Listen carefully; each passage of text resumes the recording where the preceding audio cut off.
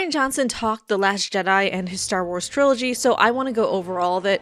Warning, it's a lot. First, he was asked if he actually talked with JJ or not going into The Last Jedi. He assured us they did in fact talk, saying, "We communicated. We met and I spent days with him and was able to get into his head and all the choices he had made. That having been said, I communicated and I went and made the movie, and he was in the middle of Force Awakens. Ultimately, I feel like the choices in it, none of them were born out of an intent to undo anything. They were all born out of the opposite intent of, how do I take the story that JJ wrote that I really loved and these characters he created that I really loved and take them to the next step." Kathleen Kennedy said, "We're looking at someone to do the Empire Strikes Back of this series. I took the assignment very seriously, maybe more seriously than someone would have liked. I guess to me that didn't mean making something that just had nods to Empire. That meant trying to genuinely do what Empire did."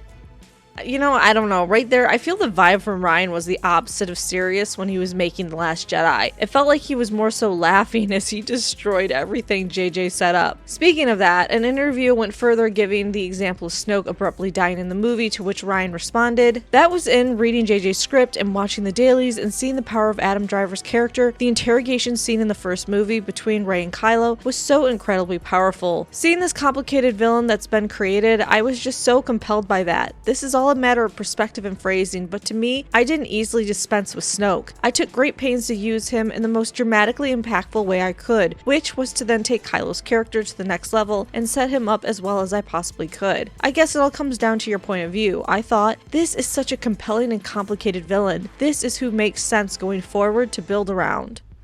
So this sounds like in Rian's head, Kylo was the real villain and he wanted Snoke out of the way. And I love how JJ, when he did the last film of the sequel trilogy, didn't even address Snoke's role at all. He just pivoted right into Papa Palpatine. Next, Rian was asked about the talk that he was going to direct the third movie and asked when they decided it would be JJ. He said, "I think we must have been wrapping up, but also to be clear, we never had put our names in the hat. We were never anticipating doing a third one. It was nothing we were pitching ourselves for, and Kathleen Kennedy made the decision. The reality is, if I thought I was doing both of them, I would have ended it in the same way. From the very start, the assignment was doing film number 8 and another director would do 9. I didn't know it would be JJ, but the whole thing was being the middle leg of the race." So there you go, him doing the third movie was just Star Wars fans spreading rumors, although it wasn't helped because Kathleen Kennedy was practically drooling over Rian constantly, so I can see where people got the impression he might do the last movie of the trilogy as well. Next, Rian was asked how he felt with JJ seeming to undo some of what he did in The Last Jedi, telling, "When I saw the movie, I had a great time watching it. Again, this is all about point of view. I never approached this as like a territory I'm carving out for my thing. In my perspective, JJ did the same thing with the third that I did with the second, which is not digging up and undoing, just telling the story the way that was the most compelling going forward. That means not just validating what came before, but recontextualizing it and evolving and changing as the story moves forward. I didn't feel resentment in some way, but you're talking about a movie made by my friends, with my friends in it. I sit down to watch a movie and it's a Star Wars movie. It's all stuff I love. I'm not the one to come in for hard-hitting critique. You can go to YouTube for that."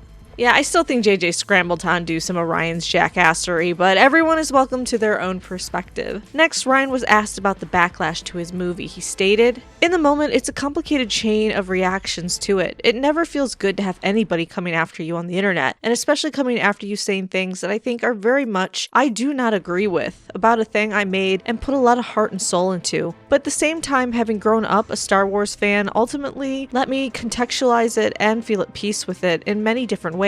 Just remembering going back on one level to arguing on the playground about Star Wars as a kid, and I was in college when the prequels came out. My friends and I were prequel hate central. Everyone was ruthless at the time, and of course now the prequels are embraced. I'm not saying that, oh, things will flip around in 20 years, you'll see. It's more that this push and pull and the hatred to stuff that seems new, this is all being a Star Wars fan. Culture war garbage aside, I think the essential part of it is a healthy part." I feel like that's his way of saying no one hates Star Wars more than Star Wars fans. Finally, he addressed the trilogy, which he was supposed to have. He shared, "Nothing really happened with it. We had a great time working together and they said, let's keep doing it. I said, great. I would kick ideas around to Kathy. The short version is Knives Out happened. I went off and made Knives Out, and was off to the races, busy making murder mysteries. It's the sort of thing, if down the line there's an opportunity to do it, or do something else in Star Wars, I would be thrilled, but right now I'm just doing my own stuff and pretty happy. It was all very conceptual, there was never any outline or treatment or anything. So yeah, apparently Rian did zero work for his own trilogy and it was all talk. It probably died after Kathleen Kennedy realized having a lady boner for Rian didn't translate to everyone loving him as well. So that was Rian Johnson's interview. Let me know what you found interesting. Did you find anything infuriating? Like, subscribe, come back for more Star Wars videos.